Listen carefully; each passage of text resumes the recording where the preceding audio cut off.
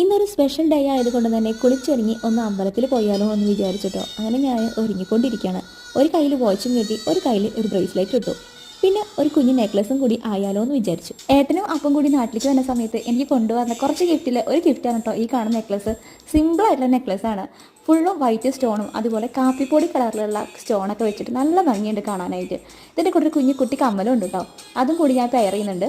താൽക്കാലികമായി ഇട്ടിരുന്ന കമ്മൽ ഊരി വെച്ച് ഇതിൻ്റെ പെയർ ഇട്ട് നോക്കിയപ്പോൾ നല്ല ഭംഗിയുണ്ട്, നല്ല ക്യൂട്ടായിട്ട് എനിക്ക് തോന്നി കേട്ടോ.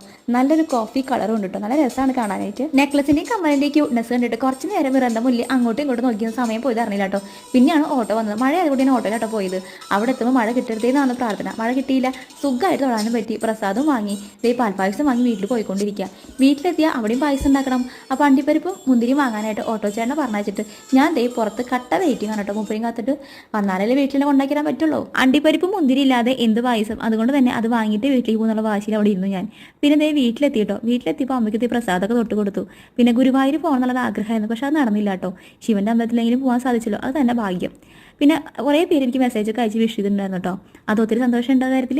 പിന്നെ ഏട്ടൻ എന്തൊക്കെയോ വീഡിയോ അയച്ചു, അത് കണ്ട് കുറച്ചേരം ചിരിച്ചു നിന്നു. വാൾപേപ്പറായിട്ട് കൃഷ്ണൻ കണ്ടപ്പോൾ ഒത്തിരി വിഷമമായി കേട്ടോ. എന്താ എനിക്ക് പ്രാവശ്യം ഗുരുവായൂർ പോകാൻ പറ്റാത്തതെന്ന് ഞാൻ അങ്ങനെ ആലോചിച്ചു. സാരമില്ല, അടുത്ത പ്രാവശ്യം പോകാമല്ലോ.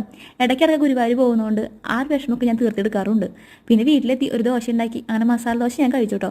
സാമ്പാറില്ല, ചട്നിയില്ല, ഉള്ളിൽ മസാല മാത്രമേ ഉള്ളൂ. അങ്ങനത്തെ ഒരു ദോശയായിരുന്നു ഞാൻ കഴിച്ചത്. പക്ഷേ ആസ്വദിച്ച് അങ്ങോട്ട് കഴിച്ചു. നല്ല എരിവുണ്ടായിരുന്നു. മസാലക്കറി അമ്മ ഉണ്ടാക്കി, അതുകൊണ്ട് നല്ല എരിവുണ്ടായിരുന്നു കേട്ടോ. 4 പച്ചമുളക് കണ്ട് കീറി മുറിച്ചിട്ടെന്ന് കേട്ടു. അതിൻ്റെ എരിവ് തോന്നുന്നു. ദോശ കഴിക്കുന്ന തിരക്കിലും എൻ്റെ കണ്ണ് ഫോണിലോട്ടാണ്, മറ്റൊന്നും കൊണ്ടല്ല. എല്ലാവരും മെസ്സേജ് അയക്കുന്നുണ്ട്, വിളിക്കുന്നുണ്ട്. അതിൻ്റെ ഒരു സന്തോഷമാണ് കേട്ടോ. പിന്നെ ഏട്ടനാണെങ്കിൽ മെസ്സേജ് തരുതരായിട്ട് അയച്ചുകൊണ്ടിരിക്കുന്നുണ്ട്. കുറേ ഒരുമിച്ചുള്ള വീഡിയോസ് അയച്ചു. അപ്പോൾ ഒത്തിരി സന്തോഷം കൂടി വന്നു കേട്ടോ. പിന്നെ ഉച്ചയ്ക്ക് അമ്മ അവിടെ സദ്യ ഉണ്ടാക്കുന്നുണ്ട്. പിന്നെ എന്നെ വാഴയിലൊക്കെ വെച്ച് ഒരു വിളക്ക് കത്തിച്ച് എനിക്ക് അമ്മ സദ്യ വളം വരുന്നുണ്ട്.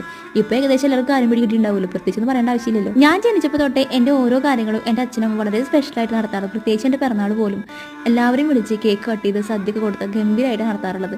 ഇഷ്ടപ്പെട്ട ഡ്രസ്സും ഗിഫ്റ്റുകളും ഒക്കെ അച്ഛൻ വാങ്ങി തരാറുണ്ട്.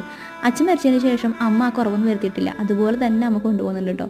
ഇപ്പോൾ എൻ്റെ ഭർത്താവായാലും ആങ്ങളായാലും എൻ്റെ ബർത്ത്ഡേ എപ്പോഴും ഒരു ചെറിയ കുട്ടിയെ പോലെയാണ് നടത്തി തരാറ്. എനിക്ക് ഇഷ്ടപ്പെട്ട സാധനങ്ങളൊക്കെ അവരും വാങ്ങി തരാറുണ്ട് കേട്ടോ. പിന്നെ ഞാൻ കുറച്ച് കഴിച്ചു. പിന്നെ അമ്മയ്ക്കും ഒരു ഉരുള വായി കൊടുത്തു. ഇതുപോലുള്ള നല്ല നിമിഷങ്ങൾ വരുമ്പോൾ എനിക്ക് ഏറ്റവും കൂടുതൽ മിസ് ചെയ്യുക അച്ഛനെയും അമ്മമ്മയാണ് കേട്ടോ. അതുപോലെ തന്നെ ഏട്ടനും അപ്പൂനും. ഏട്ടനും അപ്പൂ എന്നും എൻ്റെ കൂടെ ഉണ്ടല്ലോ, അതൊരു ഭാഗ്യം.